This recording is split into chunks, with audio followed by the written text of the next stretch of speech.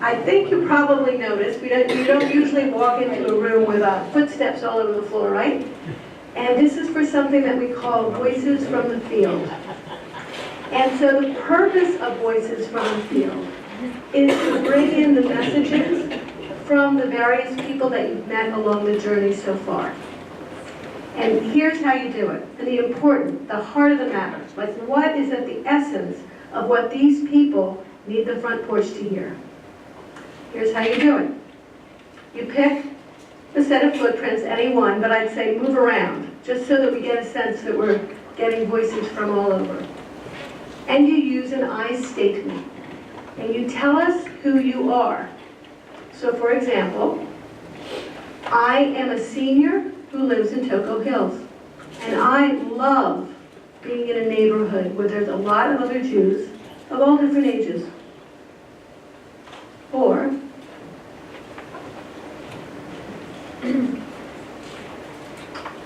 I am an organizational leader of a startup, a Jewish startup, and I love my work.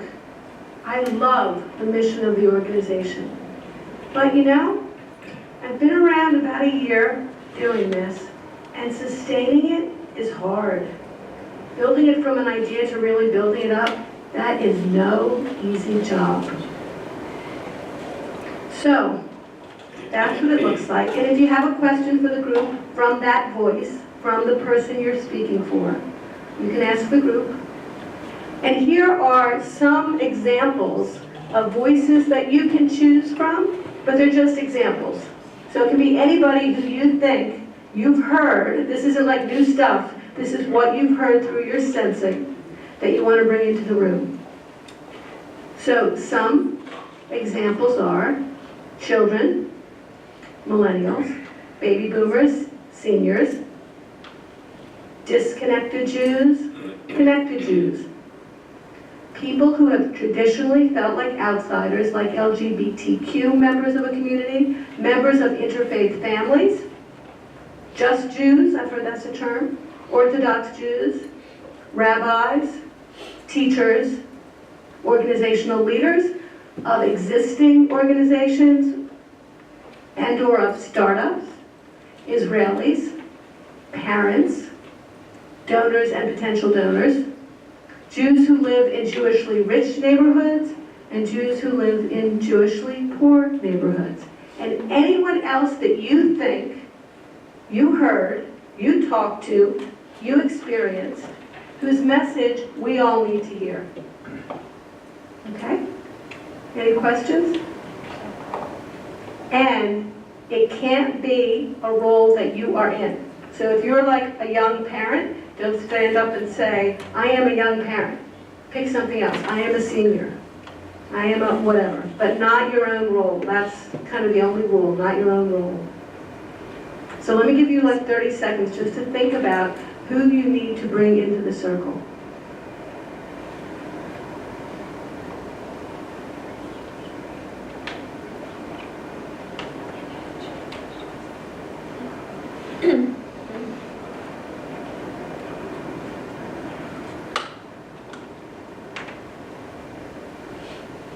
And here's a framing, a way to think about it. Where are you experiencing the system dying? Or where are you experiencing things that are wanting to be born? Like you just saw like little sparks of possibility that you want to get through in your I statements. And you can go more than once, and we'd love if many of you partake. So I'm going to sit down and just start when you're ready.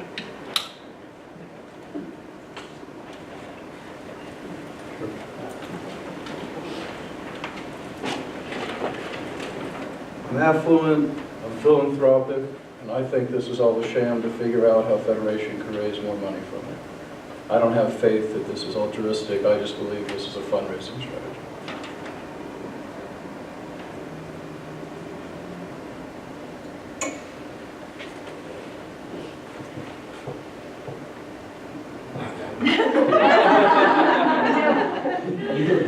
Yeah, last year some people really wanted. I'm a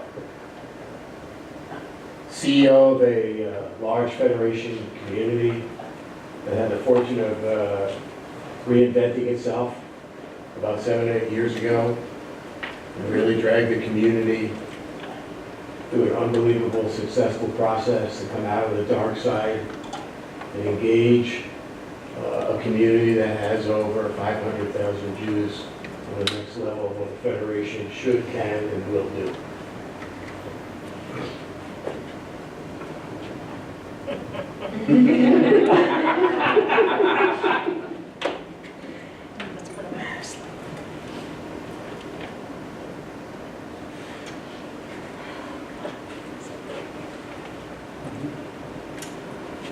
I'm this baby next.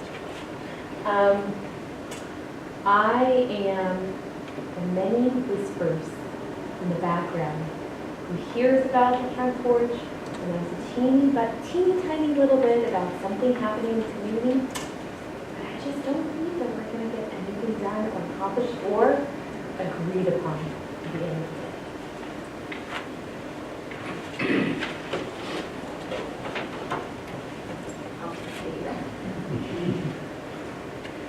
I'm a Jew in a relationship with a non-Jewish partner, and we dread going to events because we get asked the most inappropriate and rude questions.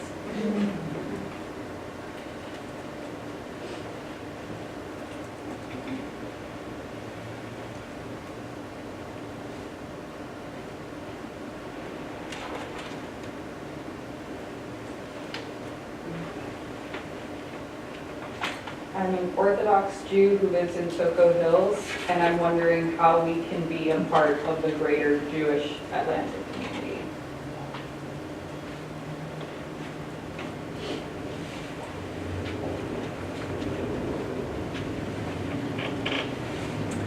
I'm the head of an organization that does outreach into the Jewish community of populations that we normally wouldn't find. But when I try to share resources with synagogues or other organizations, they don't want to share resources.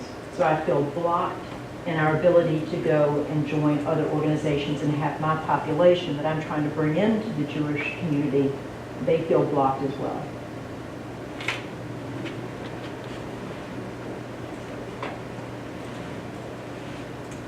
So I'm new.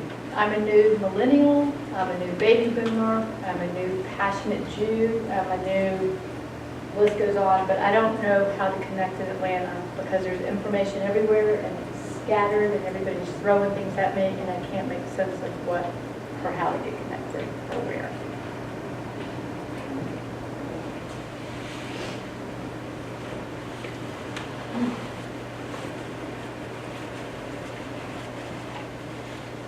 I'm a 20-something Jew with a day school education, and not only do I hate the term millennial, I hate people asking me what the problem with us is, and basically the answer is Jewish leadership sucks.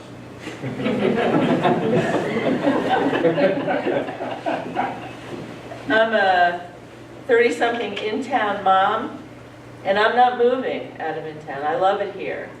But yeah, there's no more JCC. There's no synagogue near me. It's difficult, but you know, I'm tired of people kvetching about it. My generation knows how to make things happen. We learned it at camp. We learned it in our lives. We learned it in our innovation spaces. And we're going to build these things. We're going to make it happen no matter what. We're not going to wait for Federation or the JCC to do it. We're going to do it.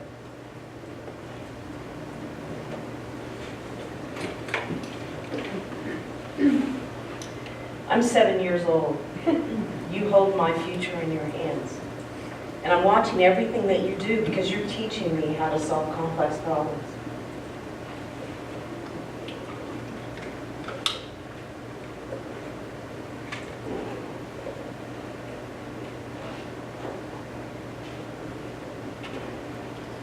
I am a child and my learning needs need to be met.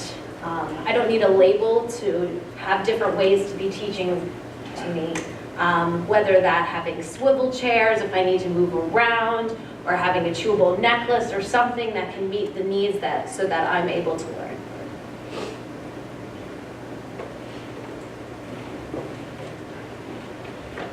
But we can do the twins. I'm 26-ish, and I am only here because I went on birthright. I grew up, I went to college, I came back to Atlanta. Atlanta was not welcoming to me because I wasn't from a certain family. It's still not welcoming to me because I'm not from a certain family. And I'm only here, did I mention, because I went on birthright.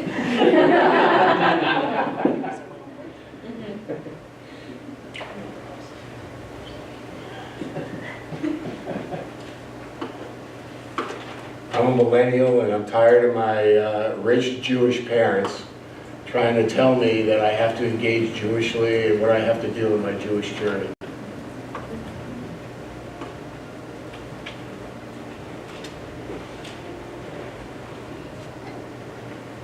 I'm a 92-year-old woman. I go on the treadmill every day. I'm super healthy. I love living in Vernon Suites. So it's fun. I love condos. And I'm really lonely. All my friends are gone.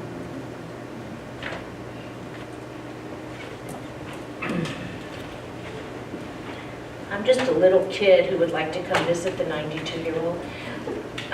That wants a Jewish education and my parents just can't afford it, and I want to be able to have that knowledge so that when I go off to college I can fight BDS and have and other issues that may come up at that time and have a strong Jewish background, but I just can't afford it.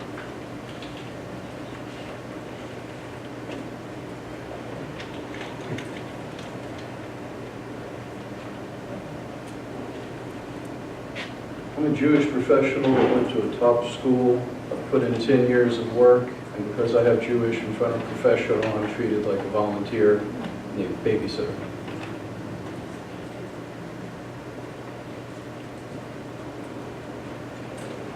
I'm a rabbi at a synagogue, and I'm tired of Federation using its resources to create competition with our synagogue and basically make it more difficult for us to do what we're trying to do. I'm that 92-year-old person who just got off the treadmill. I'm bored and I want to go out, but they took my keys away. Yeah. Yeah. My car keys.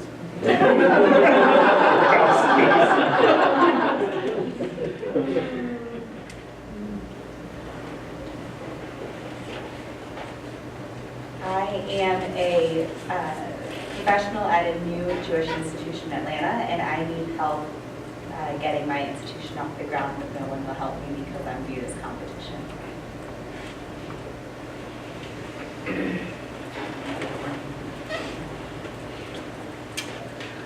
I am a successful 40-something man. I have a great job. My wife stays home with our kids because I would like for her to, and she would like to be there for the children. However, if I want the whole family to have a Jewish life, I would have to have like 10 jobs. And so even though I'm successful, I'm never successful enough. So saying that for my parents who are helping us with tuition, but I don't know how others do it.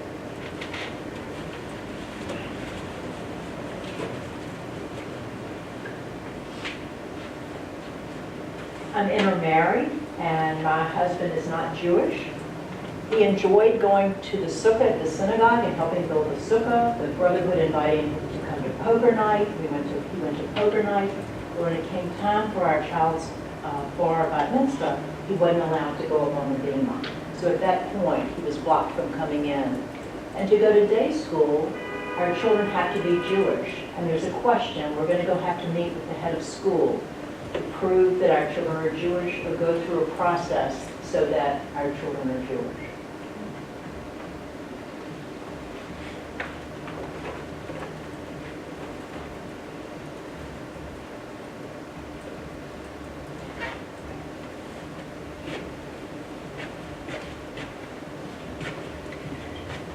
I am 20-something, and I just moved to Atlanta, and I don't know anybody, and I'm having a really hard time making friends because I feel like I'm on the outside, and there's this very clear divide between people who grew up in Atlanta and people who moved to Atlanta. And I'm obviously out here and not really sure how to break in and make friends and build a life. My husband and I moved here about 5 years ago. We're empty nesters. We raised 4 kids. They all had b'nai mitzvah.